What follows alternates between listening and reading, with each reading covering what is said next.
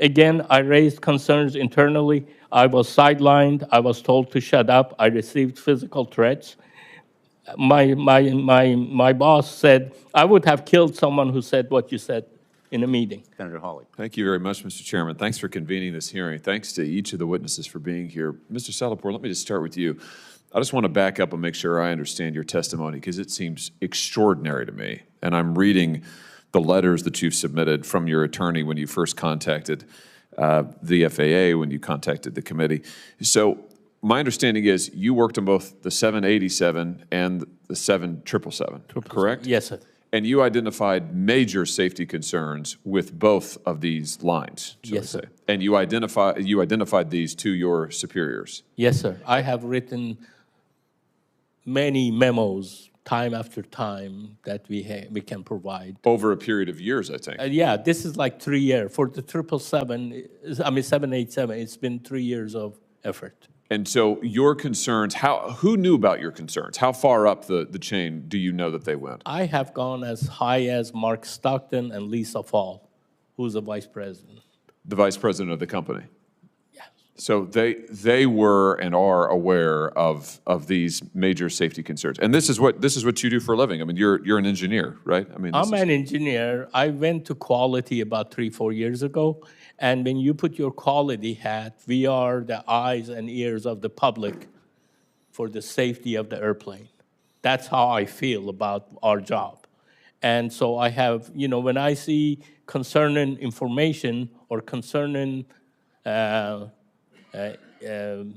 say, production issues, then it is our responsibility to make sure that, if we are causing the airplane to have increased risk factors, our job is to eliminate those risk factors.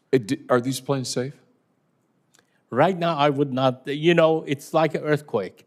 The big earthquake is coming, but when that hits the building that, let's say if you're talking of a building, have to be prepared to accommodate that type of a, let's say, shakeup. It has to be built properly. Right now, from what I've seen, the airplanes are not being built per spec and per requirement. So your testimony is the 787 line and the 777, the 777 line are you think are not. Well, not safe. they are doing stuff that increases the risk factors.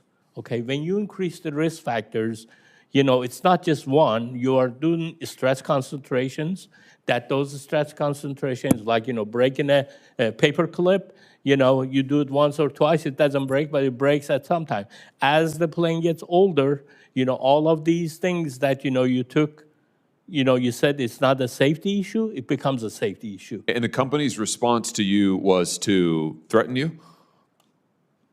Threaten you, sideline you, transfer you. You raised concerns about the 787, and so they transferred you to the 777, right? Well, yes. Initially, they just cut me off of all the meetings. Ah. They took my name out, and then so I was just doing nothing. I wasn't informed of what. Then they transferred me, and they do it pretty stealthy. Oh, we have a job over here. We want you to go over there. So they move you down there, and, I come from like 40 years of engineering background. So when I see, and I've taken a lot of stress classes, even though I'm not a specialist on that, but when there's a problematic area that you see, you can recognize. So I just want to make sure I got the sequence right. So you raise these concerns, you get on the 787, you get transferred over to the 777, you raise the concerns there. They ignore it in both. They haven't addressed any of these concerns. Is that your testimony? Yes, sir. And at some point, they start to threaten you. You're talking about your boss calling you on your personal phone and berating you. And when did that start? Well, that started right after when I said, we have made over 300 plus airplanes. We still don't know how to put the load and sell. What I mean by that, if you build in an airplane, building a house, it's like, putting the foundation. We have made over 300 airplanes. We still changing our process, like build the foundation to put the airplanes. We are struggling with that because they have changed the process, from stable to unstable situation. They're not building the same datums that we were building. So you're causing your own problem, but you don't want to admit it. Just force fit the problem force fit the misaligned holes and everything else and move on. And that's what they have been doing. And that's what I have brought up to their attention. I told my boss that I said in the report, I said, we have made 300 plus airplanes. That should have been more than adequate for us to resolve these things. All the problems that we've had, we put Band-Aid over Band-Aid to resolve the problems, and Band-Aid over Band-Aid doesn't cover it. Maybe we need to consider some engineering fundamentals with a little bit of GD&T to figure out what the problem is. And right after that, he came back to my desk, and he like I said, he made the threat, and then after that, he says, are you in or are you out? Meaning what? Are you in and are you out with Boeing? I mean, are you going to be a good citizen and keep your mouth shut? Was that the implication? That's how I can interpret that. He would walk by me and he said, you better, then he said, I want you to write it in writing. Tell me, are you in or are you out? Put it in writing whether or not you were going to. I'm in or out, and what that means, are you going to just shut up? Right. That's all. That would be in. If you wanted to be in, you needed to be quiet. You needed to stop this. Don't say anything more. Certainly, don't tell the public. That's how I interpreted it. But he told me to write it in writing, and I'm trying to write it. And there was 10 emails, just because I haven't received your email on this. Send it to me, and this and that. So then he's pressuring you. I mean, then he's pressuring you, and then his manipulation even got further than that. I'm trying to take a class on my own time that I have to flex the time. He wouldn't let me do that. Oh. I have a doctor's appointment. He cancels my doctor appointment at the same day. I mean, different manipulating different things to retaliate, to make your life miserable. And then, I started talking to go somewhere else. You just try to escape from that because this is hell, that I was subjected to. And then he threatens you with that. And really, with my background, I've had some, it's really has made me where 3 o'clock in the morning, I'm waking up with somebody stabbing me. I'm still receiving psychological help to just get back on normal. Well, it is unbelievable to me that in the midst of this safety crisis at this corporation, that what they're doing is threatening their own engineers whose job it is to help identify potential safety concerns. And rather than saying, you know what, you've got a point, we need to maybe do something about this, they're telling you to hide it, they're reassigning you, they're threatening you, they're trying to shut you up. In the meantime, I noticed this guy, Dave Calhoun, I think he's the CEO. I guess he's leaving at the end of the year. I wonder how much he's getting paid. I bet it's a lot. Yes, it's a lot more than my pay grade. I bet it's a lot more than your paycheck. Yeah. I bet it's a heck of a lot. Yeah. Mr. Chairman, thank you for holding this hearing. I think we're just scratching the surface here, but this is extraordinary. It's just extraordinary. Thank you. My name is Sam Solopur, and I'm a quality engineer at the Boeing. I have over 40 years of experience as an engineer. I'm not here today because I want to be here. I'm here today because I felt that I must come forward because I do not want to see another 787. I do not want to see 787 or 777 crash. I have serious concerns about the safety of the 787 and 777 aircraft, and I'm willing to take on professional risk to talk about them. First, little bit about me. I came to the United States in 1973 and got a mechanical engineering degree from University of Missouri, where Senator Hawley is from. After that, I worked for companies that they were involved in the space shuttle. I had a friend, engineer, that worked on the space shuttle. He was always complaining about the quality of the O-rings that we had in the space shuttle Sauraraka boosters. He was scared that they might fail.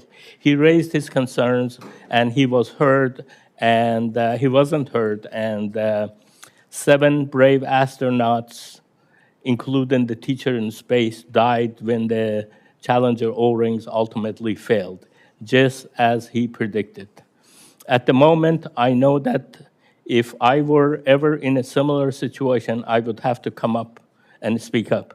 I have analyzed Boeing's own data to conclude that the company is taking manufacturing shortcuts on the 787 program that may significantly reduce the airplane safety and the life cycle. Since 2013, There have been serious issues on the 787 program, not properly closing thousands of gaps in its assembly of the fuselage on major joints.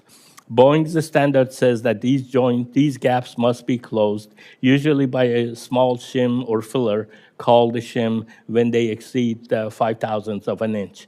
This seems very small. Boeing's PR team like to call it the width of a human hair when you are operating at 35,000 feet. Details are that the size of a human hair can be a matter of a life and death. In a rush to address its bottlenecks in production, Boeing hit problems pushing pieces together with excessive force to make them appear that the gaps don't exist, even though they exist. The gap didn't actually go away, and this may result in premature fatigue failure. Effectively, they are putting out defective airplanes. I repeatedly produced reports for my supervisors and Boeing management demonstrating that the gaps in the 787 not being properly measured or shimmed in two major joints of the 787. Evaluating from the 29 inspected airplane data, I found gaps exceeding the specification that were not properly addressed 98.7% of the time. I want to repeat that. 98.7% of the time, the gaps that they were supposed to be shimmed, they were not shimmed. The other issue that I found when you have these gaps and you drill through them, you get some debris in the stack-ups. This is known to be a problem, not a good thing for the airplanes by Boeing. But Boeing data also, from the inspection of the data, shows that the debris ended up in the gaps 80% of the time. Again, you have debris in the gaps 80% of the time. I want to make clear that I have raised these issues over 3 years. I was ignored. I was told not to create delays. I was told, frankly, to shut up. At one point, Boeing management got sick of me and raising these issues and moved me out of the 787 program into the 777 program. On the 777 program, I found problems. Again, I found that Boeing started a new process to build the airplane without taking into the consideration of the design of the airplane and how the airplane was designed. As a result, I witnessed severe misalignment when the planes were assembled. Boeing manufacturing used unmeasured and unlimited amount of force to correct the misalignment. And this also weakens the airplane in the long run. I literally saw people jumping on the pieces of the airplane to get them to align. I call it the Tarzan effect, among other improper methods. Again, I raised concerns internally. I was sidelined. I was told to shut up. I received physical threats. My boss said, I would have killed someone who said what you said in a meeting. And then this is not a safety culture when you get threatened by bringing issues of safety concerns. I hope that your work on this issue signals to Boeing that they must make real changes and get back to building the airplane safely. I'll be more than happy to answer your questions. In preparing for this, I did listen to one NBC News report, and this is on the 787, on this gap, and they were reporting that Boeing had apparently stress tested a plane, 165,000 takeoffs and landings, which is 3 times normal life. They inspected 689 of the 1,100 planes that are in service, 0 evidence of fatigue. So how am I supposed to interpret that? Well, I think Boeing tries to put a lot of misinformation out there. The problem is that 165,000 was on the original airplane. It did not see the excessive forces that we're talking about. If you haven't done the excessive force on those planes, they just thrown that out there to muddy up the water so that information is so clogged up that they are not. They're saying they've done 40,000 tests or whatever. Did they put the information out there? Under what circumstances, what airplanes, what was the situation? None of that is shared. I have asked Mrs. Fall, Lisa Fall, that it was on that thing 2 months ago or 3 months ago. When I met her, I said, hey, I'm going to complain. I'm complaining to her about the 787. She said, I'll have somebody get you the information. You probably haven't seen the information. I have not seen any information whatsoever. As a matter of fact, like they're just throwing that stuff. If you want to change the information, like the 165,000, then you need to rerun that test with 165,000 with the new excessive force and show that it's good. You got to show you, or just one quick question for Mr. Pearson. You said you had delivered records to the FBI. First of all, how did you obtain those records, and have you heard back from the FBI?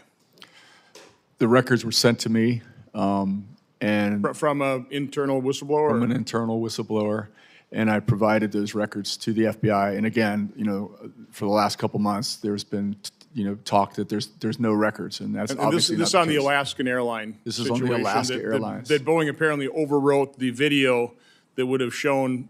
Again, I've talked to Boeing. They said that's just normal. It's a 30-day cycle, and it's not really, the video's not there to document the maintenance. It's really to document other things potentially, but it's overwritten regularly. Yeah, I'm talking about the actual documentation that they've been saying has not been available. It is available. It is available, and the FBI has. And it has been available for months. Okay. Thank you, Mr. Chairman. Thanks, Senator Johnson. We're going to go to Senator Marshall, then Senator Hassan, and Senator Hawley. Great. Thank you, Mr. Chairman. Mr. Salapore, you've described several significant events since you came forward with your claims. One was the nail in the tire. You described your life was being threatened. Do you feel that this style of retaliation against you has been part of Boeing's efforts to silence and prevent you from sharing your story? I think the retaliation, somebody even was calling me on my personal phone, time after time. This is my personal phone, Well, what and were they saying? Well, my boss was calling me there, and for 40 minutes, he kind of berated me and chewed me out. I have a work phone that he can use, but he's calling you on your personal phone, and it reminds me of, people who they stalk people or something like that. They call you on your personal phone to let you know that they know where you live, they know where you are, and they can hurt you. And, after the threats and after this, it's like, it really scares me. Believe me, but I am at peace.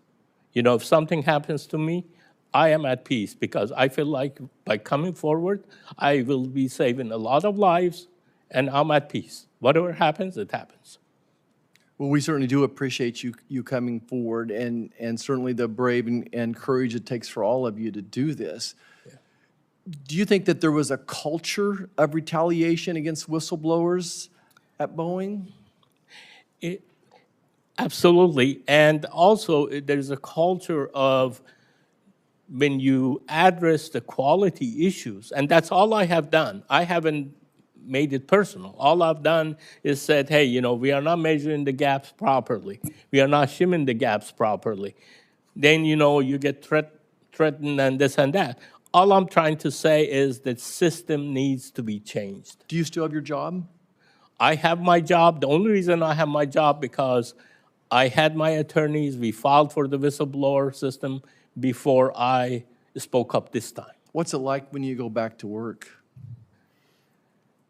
Well, last time, if you can think of it, I went to a meeting on the 777, and I brought up my concern in that meeting to say that the way we build in that airplane, it does not correlate to what the design of the airplane is. Because of that, we are resulting in a lot of misfares, misfares and a lot of problems. After 300 plus airplanes, we should be able to make that airplane. And my boss sent somebody to the meeting, pulled me out of the meeting, and called me on the phone and says, I throw the person under the bus by asking the question, what are we doing to make our design compatible with our build system to overcome these, mislocated holes and this and that. And then he says, what was my intention?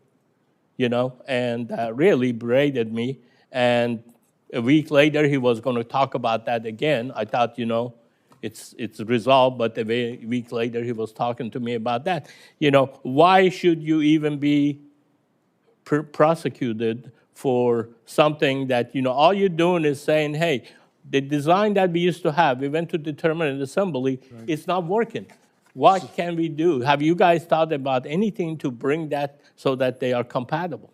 So your intention was to build a safe airplane? Absolutely. Yeah. Not with force. I want to try to understand this. Okay. The diagram that you all Yeah. supplied us, this is a Boeing 787. Yes. And you're talking about where these joints come together. Yes, I'm talking about the one on the most forward between, right there, and one in the aft. That's a 4143. No, the one this way. This Yeah, one, right. between that and one. the nose. That's a 4143. It's a major joint, and then one on the aft. So end. instead of shimming them, they're basically just using force to bring them together, and you're Absolutely. concerned that it hurts the composite. Well, And- it just violates every one of our common practices. Okay. Because you don't force stuff together, because when you force stuff together, you increase the stress concentration Right. on that. If you think of a paper clip, if you bend it back and it. forth, after a little while it breaks. Yeah, speaking of action, that's what I want to talk next about is action. I'm not sure if any of you are familiar with NIAR at Wichita State University, the National Institute of Aviation Research. They specialize in aerospace R&D, including composite advanced materials, and they do wind tunnel testing, where they would take an entire wing, an entire fuselage from a plane like this and stress test it. Mr. Jacobson, do you feel like that type of stress? I want to get we have different opinions, but that's where I would have confidence, and America would have confidence if there was stress testing, take some of these randomly and do that stress testing, or maybe it's already been done, I don't know. Well, I'm not a structure specialist, so I can't really comment on the details of any of those sort of, hypotheticals. But I mean, in general, all of this, there's design, then there's testing, there's quite a process, and you can't violate any part of that process. If you violate, Okay, I'm sorry, but is anybody else familiar with NIAR and that type of stress testing when you put them in, do wind tunnel testing on these? I just think that that's the action that I would have confidence in as a scientist who have tested thousands of jets and airplanes and are experts in composite to see exactly if this is a challenge or not. I think that would be a great answer to this question. That's action. Go ahead, Mr. Salvatore. One thing that I want to, the issue that we're talking about is pressurizing the fuselage from the inside. Okay. When you pressurize and depressurize, basically, that's, we call a flight cycle. Every time you go up and you come down, that's one flight cycle. I'm sure that we can reproduce that at NIAR. So I think it's a great Yeah. point, though. And lastly, my last question is, it feels like the FAA and the DOT has dropped the ball as well here, though. Mr. Pearson, go ahead. And then this is the action. I'm sorry, it was the DOT and the FAA. Yeah, 100%. I mean, people don't understand the FAA is a subordinate agency to the Department of Transportation, and as the FAA has been struggling with revolving leadership and everything else, there's been numerous opportunities for the Department of Transportation to get involved and engaged. And what we've seen from them is nothing. They just kind of are on the sidelines. So to me, the action would be to ask the staff to sit down with the FAA and the DOT and the people and some type of report. We can't bring them in here for another 6-hour hearing, but I would love to see a little bit more report on how they would defend themselves. Thank you, Mr. Chairman. Senator, if I could just add, I'm sorry, I didn't interrupt, but we met with the head of the FAA and the Deputy of Secretary of Transportation in March 8th. Our foundation did, and we met with them, and we went through 35 problems, and we made recommendations to each one, and we said we offered to assist whatever we could because we want them to be successful. But they need to get in the game is all I can tell you. Thank you.